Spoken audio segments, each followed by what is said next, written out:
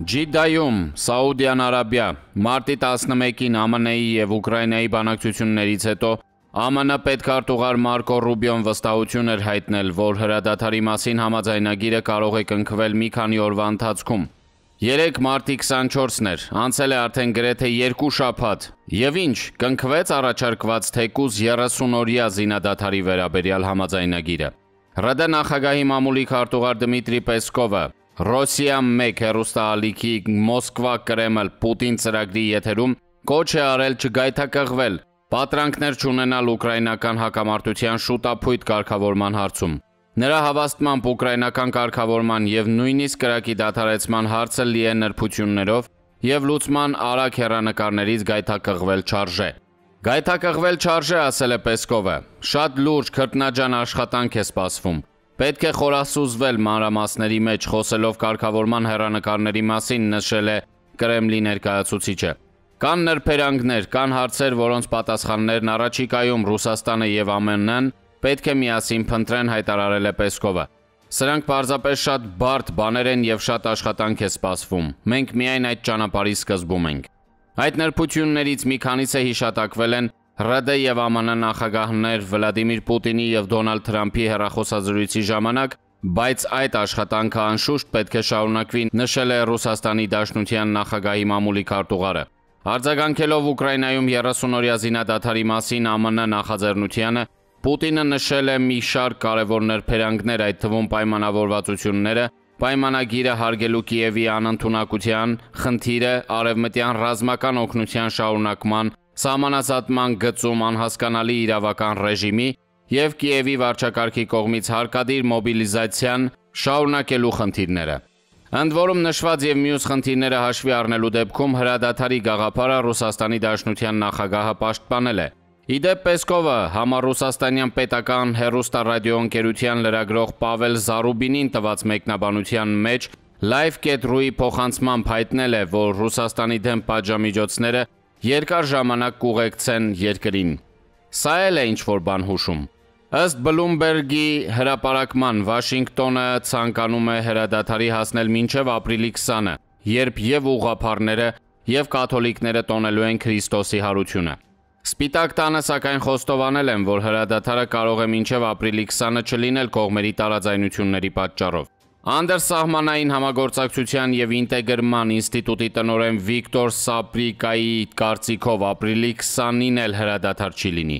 Նրա խոսքով կրակի հնարավոր դադարեցման կրոնական համատեքստը նույնպես նշանակություն չունի Զելենսկու թիմի համար։ Նրա եկեղեցին կանգնած է պառակտման ճանապարհին և ինքը Կիևի վարչակարգի ղեկավարը պարբերաբար հակաեկեղեցական արտահայտություններ է թույլ տալիս։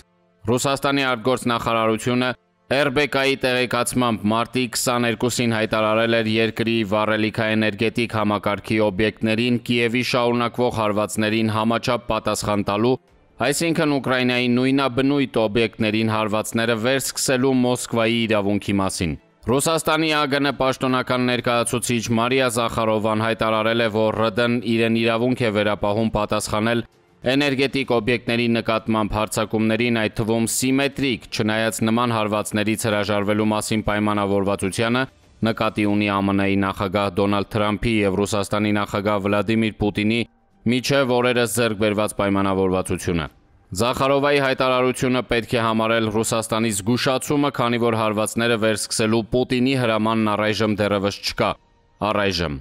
Զախարովան նշել է ռուսական էներգետիկ օբյեկտների, մասնավորապես Սուջա գազաչափիչ կայանի նկատմամբ շարունակական հարձակումները և քաղաքացիական ենթակառուցվածքներին հասցվող հարվածները։ Նման արարքներով Կիևը կրկին ցուցադրում է պայմանագրվելու լիակատար անկարողություն, ինչպես նաև խաղաղության հասնելու ձգտման բացակայություն, հայտարարել է Զախարովան։ Ինչպես և 2022 թվականին կրկին գործի են դրվել սադրանքները բանակցային գործընթացը խափանելու նպատակով։ Ինչպես արդեն հայտնի է, մարտի 18-ին ԱՄՆ նախագահ Դոնալդ Թրամփի հետ բանակցությունների ընթացքում ՌԴ նախագահ Վլադիմիր Պուտինը համաձայնել է Ուկրաինայի վառելիքաէներգետիկ օբյեկտներին հարվածները 30 օրով դադարեցնելուն և համապատասխան հրաման է տվել զինվորականներին։ Ուկրաինայի նախագահի պաշտոնը զբաղեցնող Վլադիմիր Զելենսկին իր հերթին հայտարարել է, որ Կիևը կողմ է էներգետիկ հարձակումներից հրաժարվելուն, Մարտի 19-ին Թրամփի հետ զրույցից հետո նա հայտնել է, որ Ուկրաինան պատրաստ է դրան։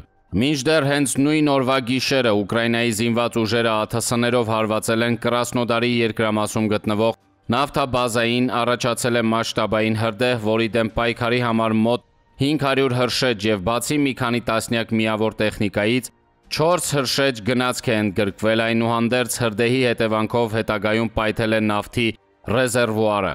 Ուկրաինայի զինված ուժերը հաջորդ օրը մարտի 20-ին ԱԹՍ-ներով հարվածել է նաև Էնգելսի նավթավերամշակման գործարանին, լսվել են պայթյուններ, գործարանի տարածքում հրդեհ է բռնկվել։ Մարտի 20-ի լույս 21-ի գիշերն ուկրաինական ԱԹՍ-ների հարվածի հետևանքով պայթել է Սուջա գազաչափիչ կայանը, պայթյունի արդյունքում կայանը ծանր վնասներ է կրել, գազատարի վրա մասշտաբային հրդեհ է բռնկվել, սակայն սա դեռ ամենը չէ։ Ռուսաստանի ԱԳՆ-ի մարտի 22-ի հայտարարություն զգուշացումից հետո էլ Կիևն ակնհայտորեն ունենալով Պուտինին Մոսկվային սադրելու նպատակ շարունակել է ԱԹՍ-ներով եւ ամերիկյան արտադրության HIMARS համազարգային կրակի ռեակտիվ համակարգերով հարձակվել ՌԴ վառելիքաէներգետիկ համակարգի օբյեկտների վրա։ Այսպես անվերջ չի կարող շարունակվել, ռուսական արջի համբերությունը մի օր կհատի ապրիլի 12-ից առաջ կամ հետո։ ԱՄՆ նախագահ Դոնալդ Թրամփի հակամարտությունը դադարեցնելու նախաձեռնությունը եւ ռուս-ամերիկյան հայտնի պայմանավորվածությունը տապալելու նպատակով Ուկրաինայի նախագահի պաշտոնը զբաղեցնող Վլադիմիր Զելենսկին եւ Կիևի վարչակարգը շարունակել են ՌԴ-ին ուղղված սադրանքների շարքը, այդ թվում հարվածները նրա էներգետիկ ենթակառուցվածքների օբյեկտներին։ Կրասնոդարի երկրամասի Կովկասյան գյուղում եւ Կրոպոտկին քաղաքում գտնվող նավթաբազաներին հարվածելուց հետո Ուկրաինայի զինված ուժերը Էնգելսի, Սարատովի մարզ, ռազմական օդանավակայանին հարվածելուց բացի ԱԹՍ-ներով հարվածել են նաև Էնգելսի նավթավերամշակման գործարանին, լսվել են պայթյուններ, գործարանի տարածքում հրդեհ է բռնկվել։ Բացի վերոնշյալից, Ռուսաստանի Դաշնության տարածք ապօրինաբար ներխուժած Ուկրաինայի զինված կազմավորումների զինծառայողները մարտի 20-ի լույս 21-ի գիշերը պայթեցրել են Սուջայի գազաբաշխիչ կայանը, որով Ռուսաստանն Ուկրաինայի տարածքով մինչև 2025 թվականի հունվարի 1-ին պայմանագրային ժամկետի լրանալը գազ է մատակարարել Եվրոպա։ Պայթյունի արդյունքում կայանը ծանր վնասներ է կրել, գազատարի վրա մասշտաբային հրդեհ է բռնկվել, կրակը տեսանելի է եղել Կուրսկից եւ Սումից։ Ուկրաինայի զինված ուժերի գլխավոր շտաբը շտապել է հարձակման համար մեղքը բարթել Ռուսաստանի վրա, իբր նրանք են պայթեցրել իրենց իսկ գազաբաշխիչ կայանը։ Ռուսաստանի Դաշնության նախագահի մամուլի քարտուղար Դմիտրի Պեսկովը ՌԻԱ Նովոստիի տեղեկացմամբ վերոնշյալ հայտարարությունն անվանել է անհեթեթ։ Դե առանց Պեսկովի ասելու էլ մենք իհարկե գիտենք, որ Կիևի ցինիզմն ու լկտիությունը չափ ու սահման չունեն։ Ամերիկյան առաջնորդ Դոնալդ Թրամփի զինադադարի առաջարկը հարցականի տակ է Կիևյան իշխանությունների դիրքորոշման պատճառով գրել է Ura.ru-ն։ Նույն լրատվամիջոցը նաև բացատրել է ամբողջ Եվրոպայի համար տվյալ կայանի կարևորությունը։ Կիևի վարչակարգի գործողությունները բոլորին քաջ հայտնի են ԶԼՄ-ների բազմաթիվ հաղորդագրություններից։ Կոմերսանտի տեղեկացմամբ ասել է Պեսկովը ճեպազրույցի ժամանակ։ Հրապարակվում են նաև համապատասխան կադրեր եւ այլն։ Հետևաբար բոլորը կարող են տեսնել, թե որքանով կարելի է վստահել Զելենսկու խոսքին եւ Կիևի վարչակարգի այլ ներկայացուցիչների խոսքին։ Ռուսական էներգետիկ ենթակառուցվածքների վրա Կիևի վարչակարգի հարձակումները, այդ թվում Սուջա գազաչափիչ կայանի պայթեցումը հստակ ցույց են տալիս Վլադիմիր Զելենսկու եւ նրա թիմի հավաստիացումների գինը, հայտարարել է Ռուսաստանի Դաշնության նախագահի մամուլի քարտուղար Դմիտրի Պեսկովը։ Պեսկովը նաև տեղեկացրել է, որ Վլադիմիր Պուտինի հրամանը չհարվածել Ուկրաինայի էներգետիկ ենթակառուցվածքի օբյեկտներին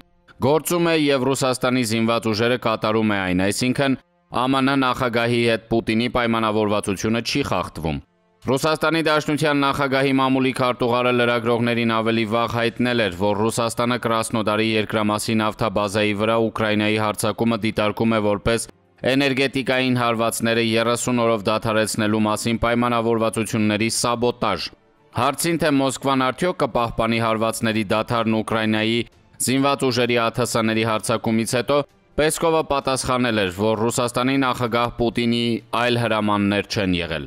Կարելի էր չկասկածել, որ Կիևի կողմից Թրամփի եւ Պուտինի միջև մարտի 18-ին ձեռք բերված պայմանավորվածությունը միմյանց վառելիքաէներգետիկ համակարգի օբյեկտներին Ուկրաինայի եւ Ռուսաստանի Դաշնության կողմից փոխադարձաբար չհարվածելու վերաբերյալ արդեն 4 անգամ խախտելուց հետո Մոսկվան եւս կանտեսեր տվյալ պայմանավորվածությունը եւ կվերսկսեր Ուկրաինայի վառելիքաէներգետիկ օբյեկտներին իր հարվածները, եթե դա չնշանակեր Ռիադում մարտի 24-ին նախատեսված ռուս-ամերիկյան բանակցությունների տապալում, հավանաբար նաեւ հակամարտության դադարեցմանը նպատակաուղղված Թրամփի նախաձեռնության եւ բանակցային հետագա ողջ գործընթացի տապալում, ինչի այլընտրանքը ողջ աշխարհի համար շատ ռիսկային է։ Դատելով այս ամենից հարվածները չփոխադարձելու իր մարտավարությամբ Մոսկվան բանակցային գործընթացը տապալելու պատիվը թողել է Կիևին, վստահ, որ նա ի վերջո չի համաձայնելու Ռուսաստանի տարածքային եւ այլ պահանջներին եւ բանակցային գործընթացը տապալելու միակ մեղավորն է լինելու իր վրա բևեռելով Թրամփի զայրույթը։ Կիևի կողմից Մոսկվայի պայմանների եւ պահանջների մերժումից հետո ինչի մասին են հուշում Զելենսկու եւ եվրոպական մի շարք երկրների եւ Եվրամիության ղեկավարների հայտարարությունները, հասկանալի է, որ արդեն բոլորովին այլ իրավիճակ կլինի։